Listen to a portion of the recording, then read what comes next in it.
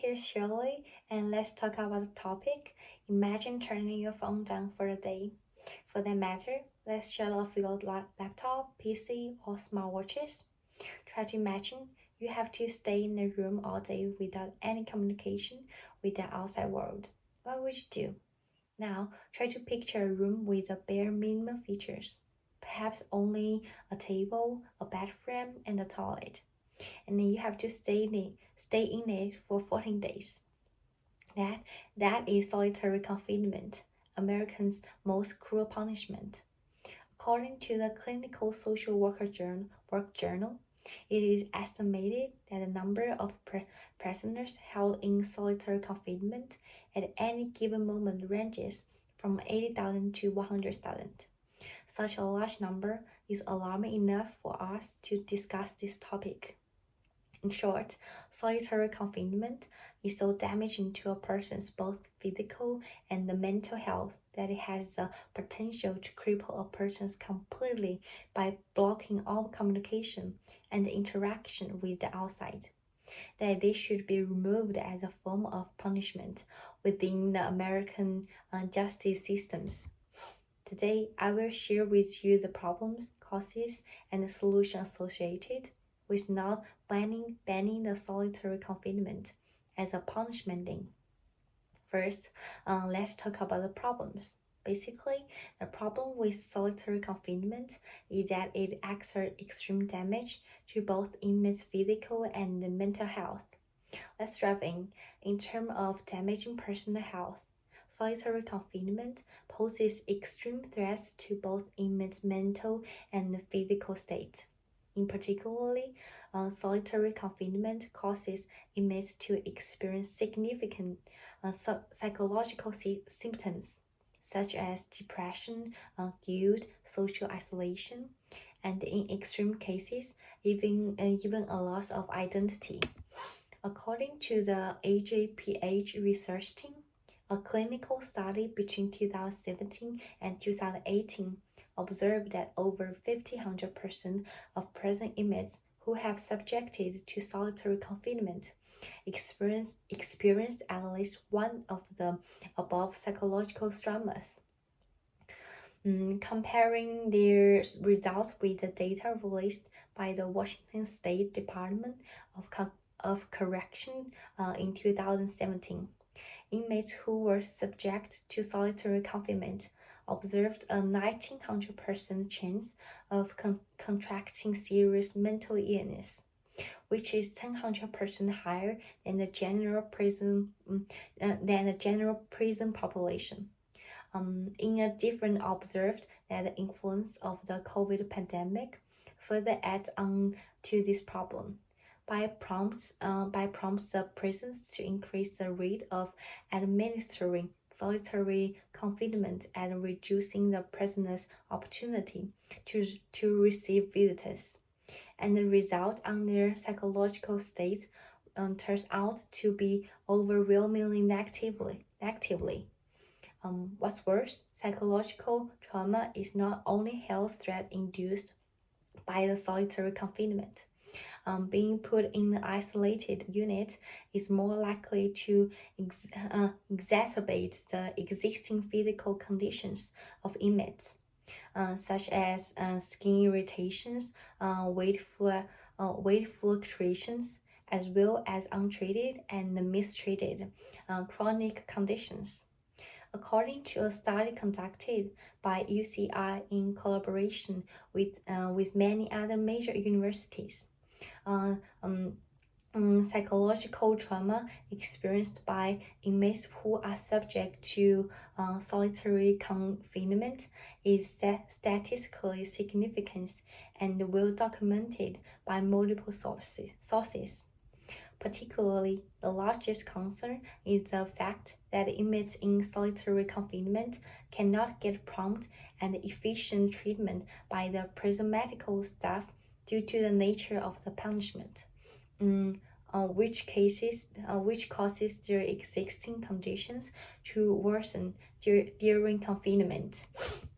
Now, jumping out to a broader perspective, all the stress on the personal health posed by solitary confinement is also applied to different races disproportionately disproportionately, considering the fact that the general prison population in the United States disproportionately includes African Americans and Latinos more than other ethnicities.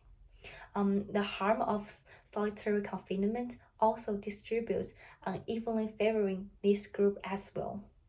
Um, According to the Clinical Social Work Journal, solitary confinement is tightly linked to the structural racism in the United States, which deploys mass incarcerations as a major tool. Particularly, according to the same source, Black American males alone represent um, Black American males alone represented 4,500% of prisoners in solitary confinement, and only 600% of the U.S. population. White American males comprised of only 3,100% of personnel in solitary confinement, despite making up 200% of the U.S. Populations.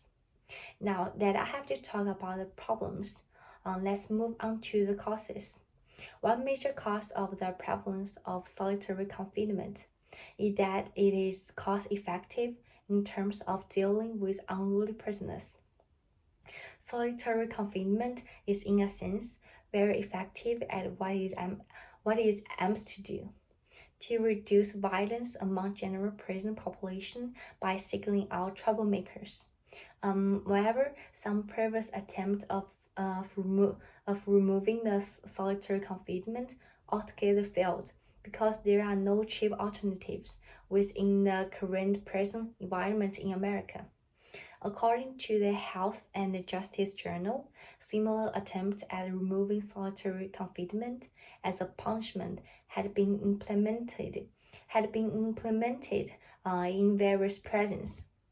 However, the result from 2017 Washington State showed that moving away from solitary confinement caused a series of problems, including risk management and the fact that the existing prison culture is so used to its existence that both prisoners and the staff heavily resist this change. Now that I have to share the causes, let's look at some solutions. With the aforementioned concern in mind, one way to reduce the impact of removing solitary confinement in a larger environment is to prisoners, as well as transforming the culture around restrictive housing in general. One concrete way to this is through internal administrative reform. This includes changing the current prison system from isolating inmates into rehabilitation. For instance, develop more transitional program to help inmates to socialize more with the outside world. Researchers at the Health and Justice Journal have already examined the viability of establishing step-down programs in Oregon that are preferred by inmates, which is the first step to remove solitary confinement altogether. Meanwhile, experimental reduction of solitary confinement also proves to be viable by more successful examples, such as North Dakota. Another group of researchers at Health and Justice Journal reported an overall improvement of health and well-being of both prison inmates and the staffs after the reduction of solitary confinement as a part of the larger prison reform from 2016 to 2012 to 2016 to 2020. Clearly, there are some viable solutions to solve these problems. Today, I have shared the problems, causes, and solutions associated with removing solitary confinement. within American presence with you. I believe to judge a civilization instead of its highest achievement, we should look at its worst. In this case, how it treats its criminals. The United States, as a world leader, should strive for a better solution to treat those who have violated the law, who have violated the law, instead of discarding them. I really wish to see the prison system can be reformed into programs that help them get back into the society, and abolishing solitary confinement is the very first step. Thank you.